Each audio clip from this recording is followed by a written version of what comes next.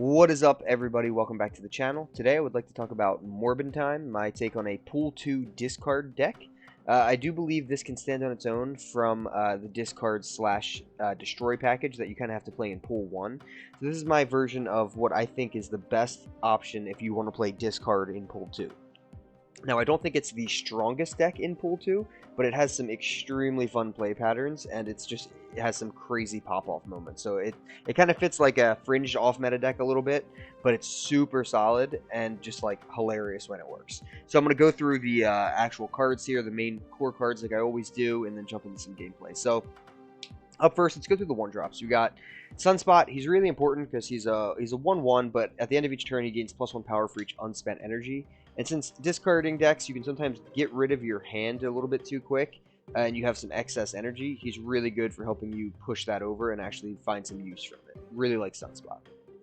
Iceman is kind of not a key piece of the deck, but he is just one of my favorite 1-drops. He gives a random card in the opponent's hand +1 cost because it does help to just slow them down a little bit as you're going.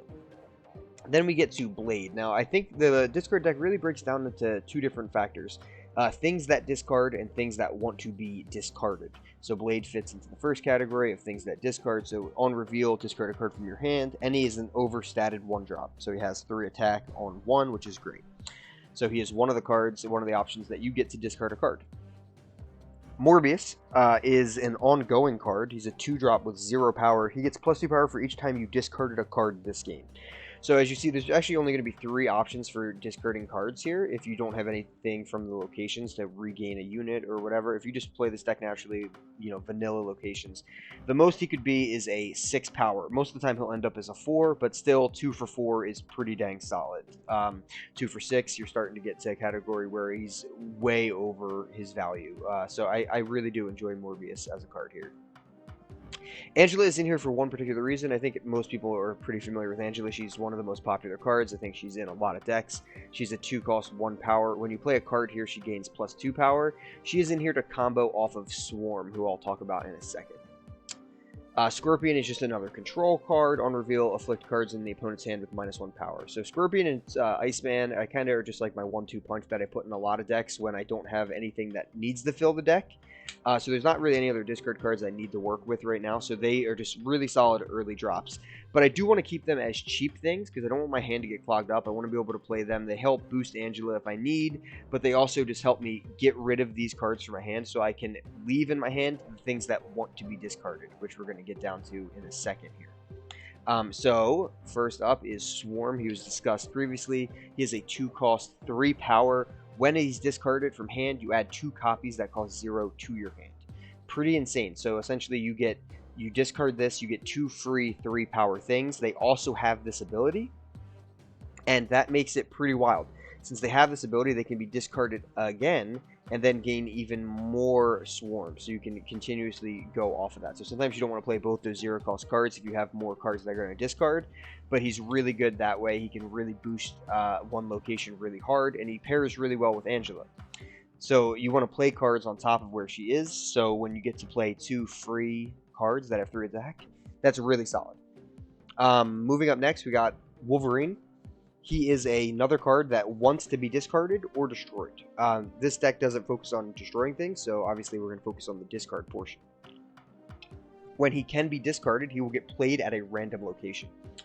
So now we have Blade, who discards things, and then we have our first 2 targets, Swarm and Wolverine. Up next, we got Lady Sif, who on reveal discards the highest cost card from your hand, which ideally will be Apocalypse. But there is one other option if it ends up being like Swarm, because he's a 3. As you see, we don't have really many high things other than Swordmaster or Apocalypse.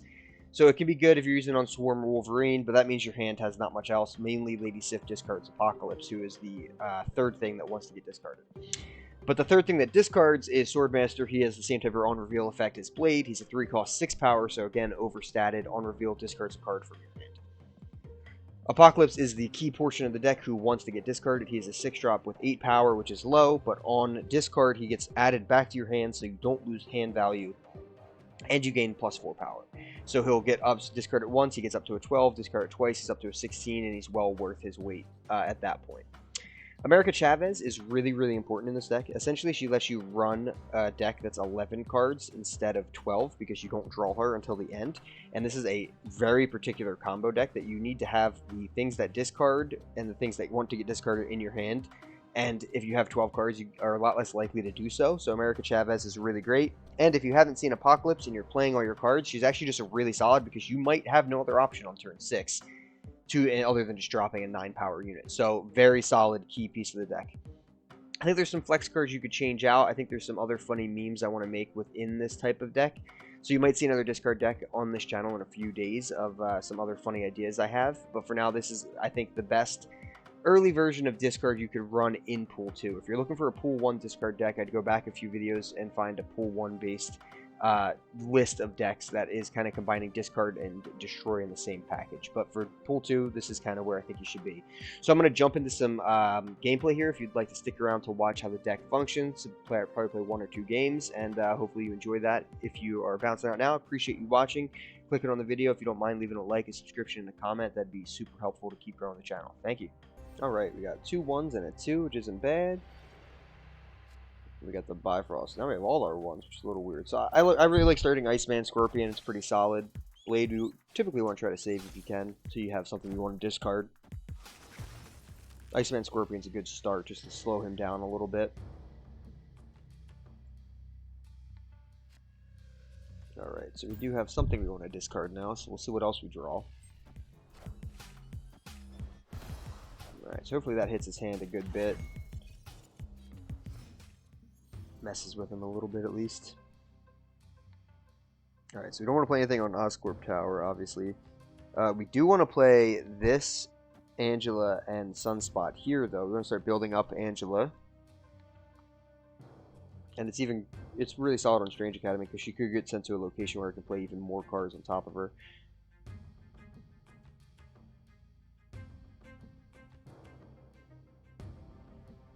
And we like our hand having one thing that discards, one thing that wants to be discarded.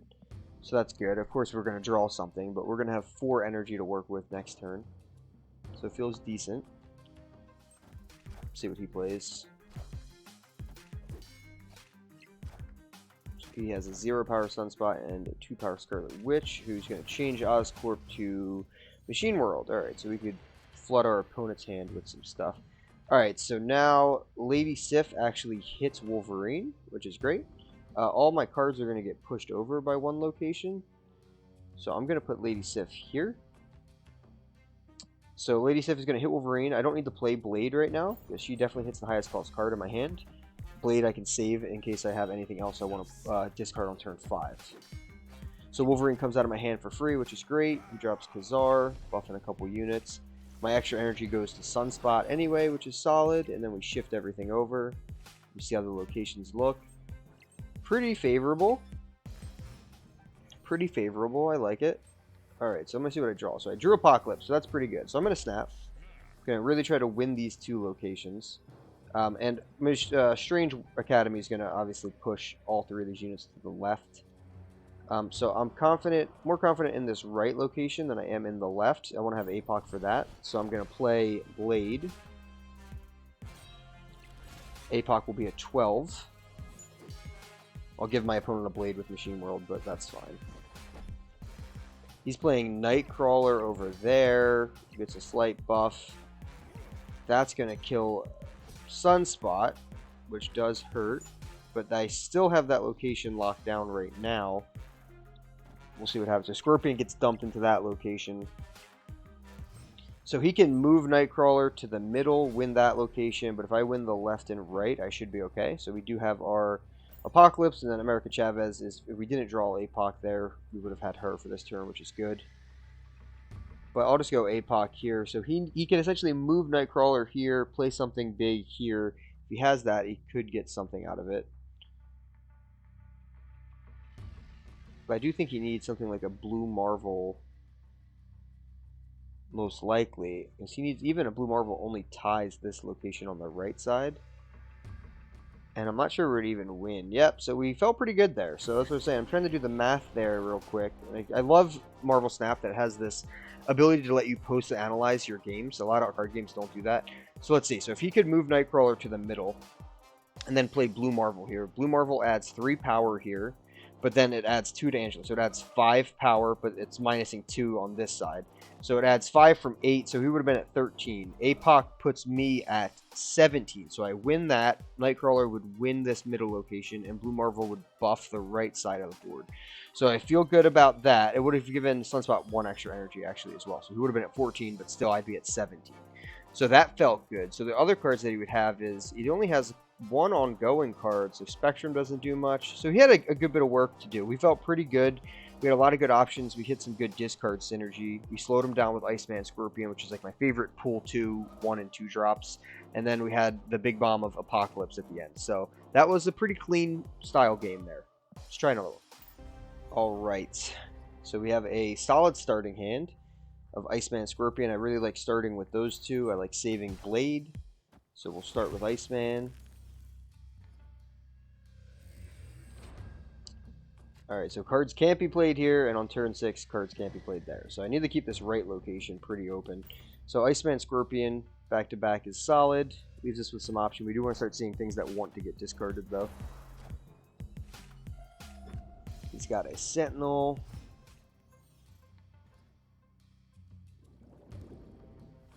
Alright, no cards are revealed this turn. That's interesting. So, no cards are revealed this turn. I'm actually going to put down a card that's going to discard a card at random, and I'm going to see if I get a little lucky. I haven't seen any of my cards that want to be discarded yet, and I've seen 6 cards. I mean, there is Wolverine, Swarm, and Apocalypse. That puts me at 9 total cards. These three, and then those 3 that I mentioned. America Chavez is 10, so she's not going to be drawn either. So there's 2 cards that I wouldn't want to draw, but 3 that I would. So I'm going to try to see if I can manage that. Yeah, so that's nice. So I actually did manage it. So we're going to discard 2 cards with these 2 coming down. And I don't think I want to discard Sunspot. So I'm going to go with Lady Sif and Sunspot out. And that will actually leave my turn 5 to just be able to do that. Alright, so I discarded Blade, that's fine. Lady Sif's going to discard Wolverine, which is great. He's going to come in at a random location. The left side would be huge, so that's great. It's a really good thing about Wolverine, being able to be placed at a location but not played. Really nice combo there. Alright, so on turn 6, I'm not going to be able to play cards here, so I can spend for 2 mana, drop Swarm, and then add 3 extra energy to Sunspot to give this an honest effort on this middle location. But being able to own this left location with Wolverine there was huge. That was an absolute massive pull. And now our hand's empty, so this is the turn. This is the type of games where America Chavez comes in really clutch. So I know I'm going to be, I could be top decking anything normally, but in America Chavez deck, I'm going to be pulling a 9 attack unit that costs 6, which is still good because it's not Apocalypse good, but it's still a solid back end drop that I can just place right here on the right side if I have to. So he's got Devil Dinosaur, so he's going to push that location. But I'm happy he played that here. That's a big unit to play right there. So he locks that location. I'm going to play America Chavez on the right. I'm going to snap because I feel good about it. Because he can't play cards here. So if he played like Odin to push everything to the left, sure. But that moves every unit he has here, then he wins that. And I'll win the other 2, so that doesn't bother me. I can't think of a scenario where he plays something that's big enough to stop a 19 power on the right, and I can't think of anything that's going to put him with a unit over here on the left that's greater than 3 attack. Yep. So again, now I'm thinking from a pool 2 standpoint. Like, I know there's other cards in pool 3 that could do those things, but there we just kind of math it out and say, okay, I think we feel like we're pretty secured. So that was kind of a, we didn't get a ton of the discard synergy, but we got enough where we hit what we needed, and we got some good benefits out of it, especially from Wolverine. Alright, so we got Morbius, Swordmaster, Swarm, and Apocalypse, which feels pretty good. And we got Machine World, which is a funny location for this deck, because I can kind of throw him some stuff that's not super synergistic. Alright, so when I play a card here, I get a copy at another location. So I'm going to try Morbius here. I only have 1 card that discards, so he'll be just a 2 power, but I still think it's solid. He could get bigger. So Medusa is a solid card there, because he's going to be a 4 on both sites. And the Kiln. Alright, so we're going to play Swordmaster here in the middle, so he's going to discard 2 cards.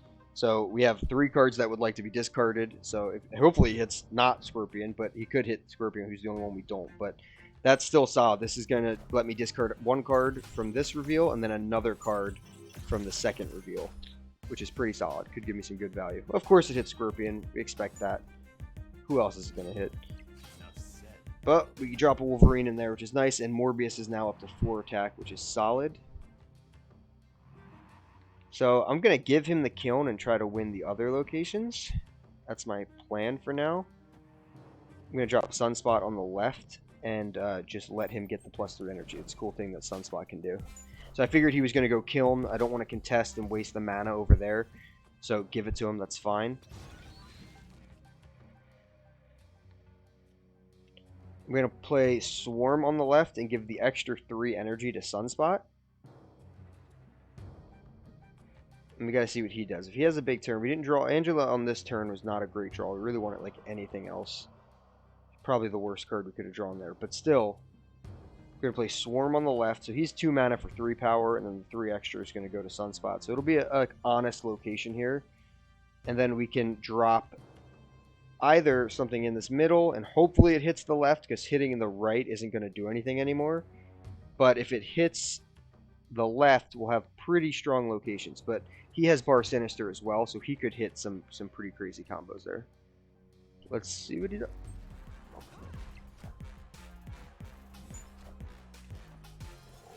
Alright, so White Tiger is going to put everything out there.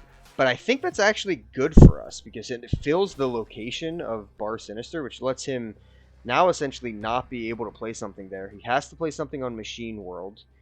If it's Odin, it doesn't really do anything, because there's no other Tiger Spirit. We know we can play America Chavez here, win the middle location. Does he have something that's going to win that location for him? I don't think so. So I'm going to snap. I feel pretty good about that. And I feel pretty good about giving up the kiln. And Morbius is now sitting at 4 power, too, for this game, which is great. I mean, it was 2 mana. Essentially, it copied what Medusa did. He played Ironheart to boost her up, but she was 4 power at both locations, so I feel good about that. He snaps, so he's got something that I'm not expecting, so we'll see what it is.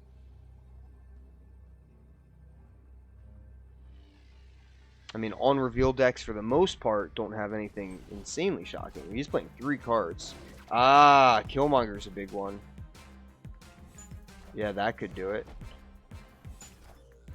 And he pushes that location, and he does that, and that's it. Okay.